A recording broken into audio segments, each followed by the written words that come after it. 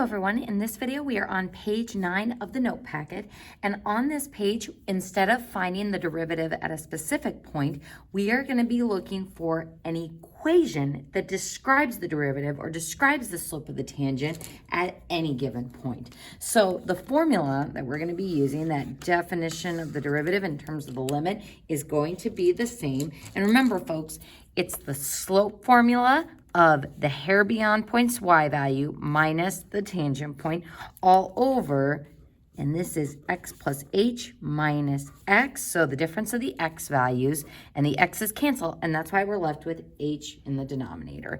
Now, the only difference between what we're going to be doing on this page and the previous page is instead of plugging in the tangent point's x value, we are going to leave x open for input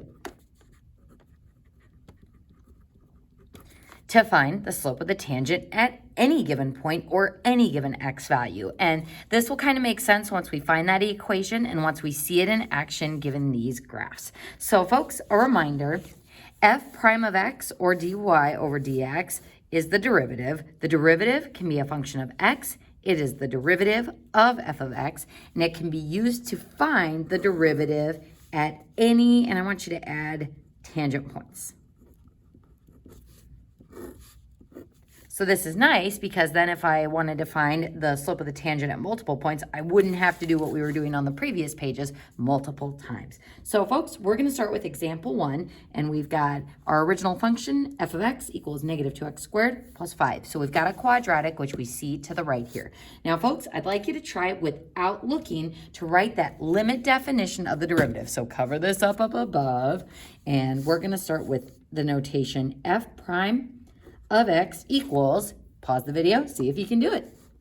The limit as h approaches 0, so as we close in on the distance between the tangent point and the hair beyond point of f of x plus h minus f of x all over h. So change in the y values over change in the x values. And folks, if you're worried about switching up the order of these two, then you would have x minus x plus h, and then you'd have a negative h on the bottom. So I like to always think back to this definition and actually put in the x plus h minus x and show it canceling, because that's going to help you remember the order, because we don't want to make the bottom any more complicated than it already is. Just go ahead and leave that single h on the bottom, not a negative h.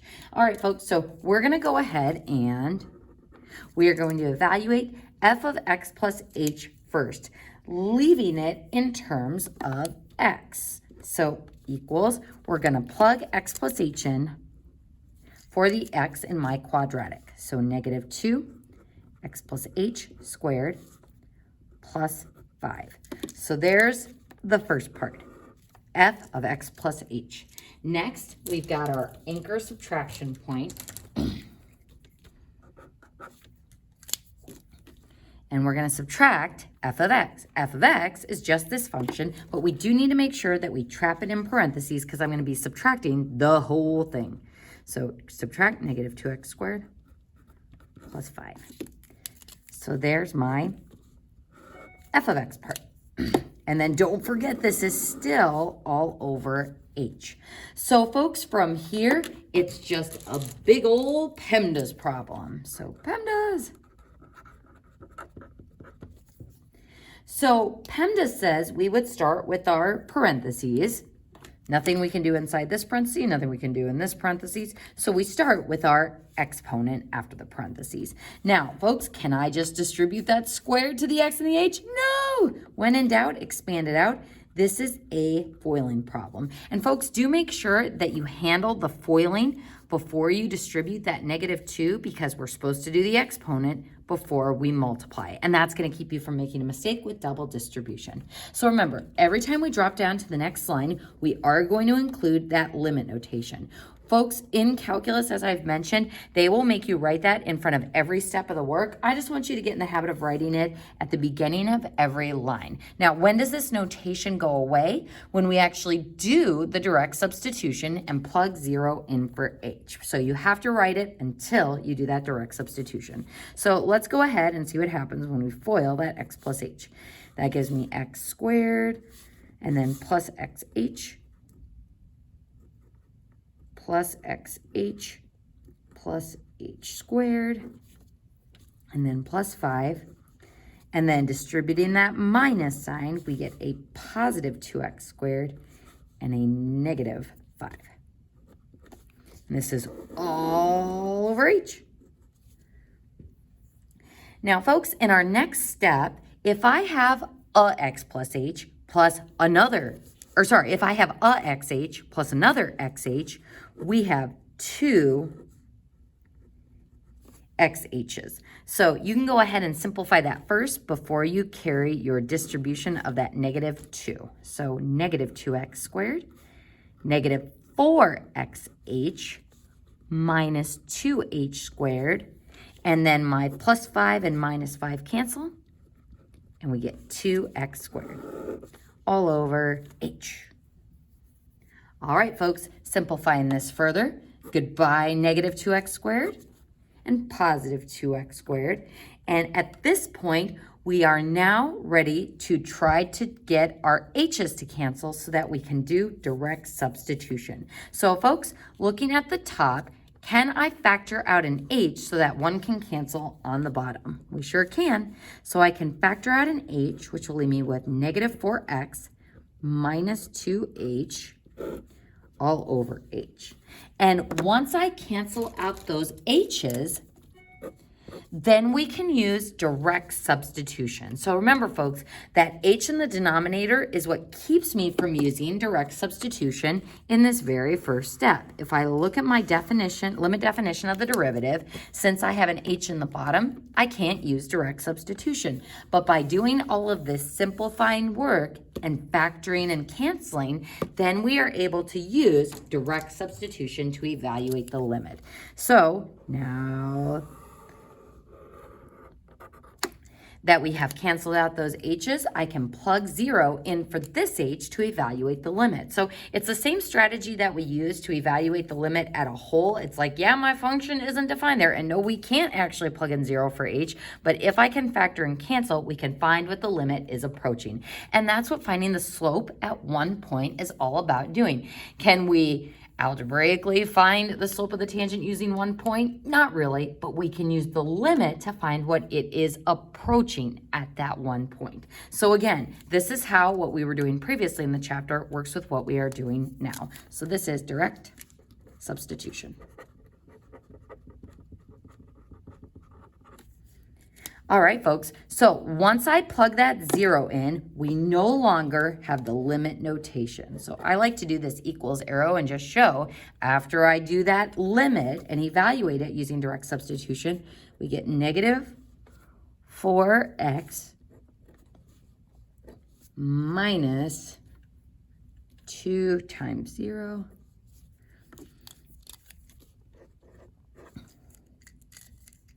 which is equal to negative 4x. So what is equal to negative 4x? F prime of x is equal to negative 4x. So this says the derivative of the function is equal to negative 4x. So what this represents is the equation to find the slope of the tangent line at any tangent point.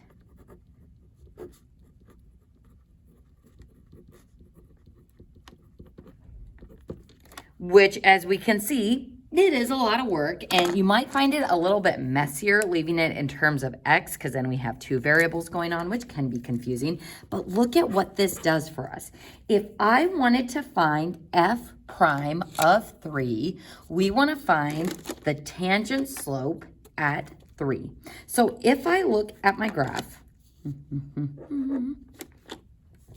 at 3, I would be, let's see, let's go ahead and just curve that down.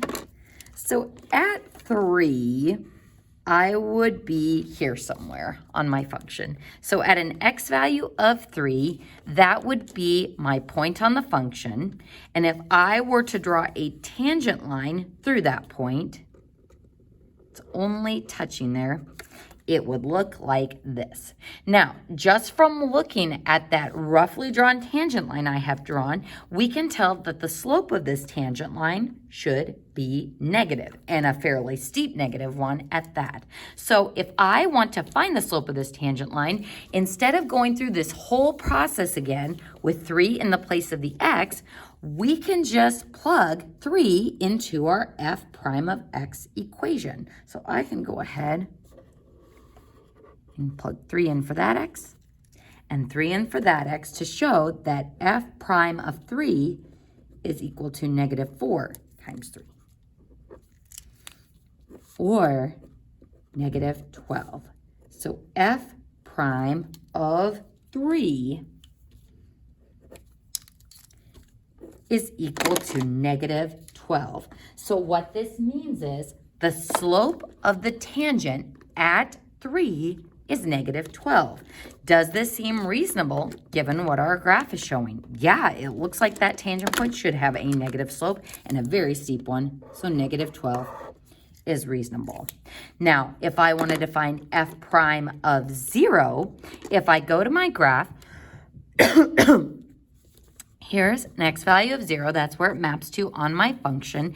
And remember what we did on the previous page is we start curving around. My tangent slope changes from positive to 0, then to negative. So at the tip, since it's a gradual change, my tangent slope should be 0. So let's see what happens if we find f prime of 0. When we plug 0 in to my derivative for x, we get negative 4 times 0,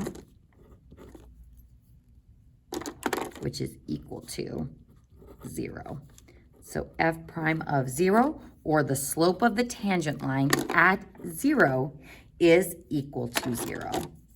So folks, as you can see, having a general equation to find the slope of the tangent line at any point saves us a lot of time in that we don't have to plug those a values or those x values into the equation and do the whole thing using the limit definition of the derivative. So let's go ahead and in the next video, we'll take a look at example 2 on page 9.